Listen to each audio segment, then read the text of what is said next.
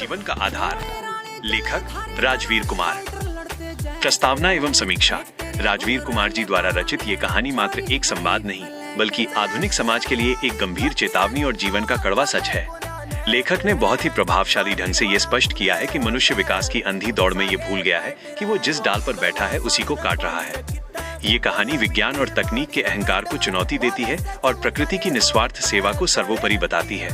राजवीर जी के शब्द सीधे हृदय पर प्रहार करते हैं और हमें सोचने पर मजबूर करते हैं कि क्या हमारा अस्तित्व मशीनों से है या इन हरे भरे पेड़ों से।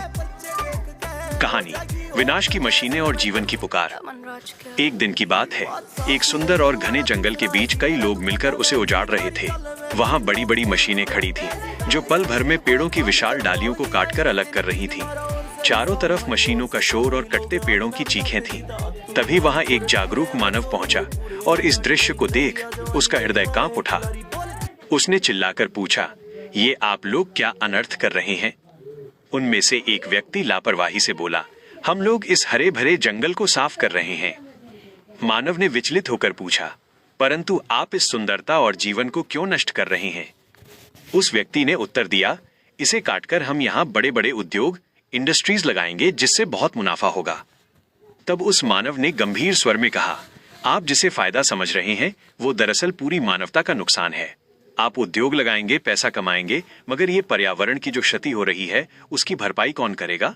इन उद्योगों से निकलने वाला गंदा धुआं जब आसमान में मिलेगा तो वो अम्लीय वर्षा, एसिड रेन बनकर आपके ही खेतों की फसलों को बर्बाद कर देगा।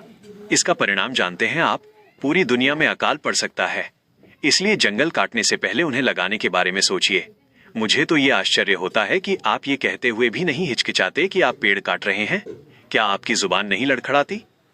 उसने आगे बढ़कर मशीनों को रोकते हुए कहा, सोचिए, यदि जंगल ही नहीं रहेगा तो पृथ्वी की स्थिति कैसी होगी? इस धरती पर बीज और वृक्ष का सबसे बड़ा महत्व है। यदि पेड़ नहीं होंगे तो मानव जीवन की कल्पना भी असंभव है। ये पेड़ ही तो हैं जो हमें निःशुल्क स्वच्छ ऑक्सीजन देते हैं, जिससे हम और आप जीवित हैं। आप लोग पेड़ नहीं बल्कि अपनी और अपनी आने वाली पीढ़ियों की सांसें काट रहे हैं। मानव ने ललकारते हुए पूछा, आप कहते हैं कि हम बहुत शक्तिशाली हैं, तो क्या आपका WHO, विश्व स्वास्थ्य संगठन या दुनिया का कोई भी बड़ा वैज्ञानिक, डॉक्टर या मौसम विभाग ऐसा कोई यंत्र बना सकता है जो पूरे ब्रह्मांड को ऑक्सीजन दे सके? क्या कोई ऐसी मशीन बन सकती है जो प्रकृति की तरह कभी तेज, कभी धीरे और कभी शांत हवाएं चला सके?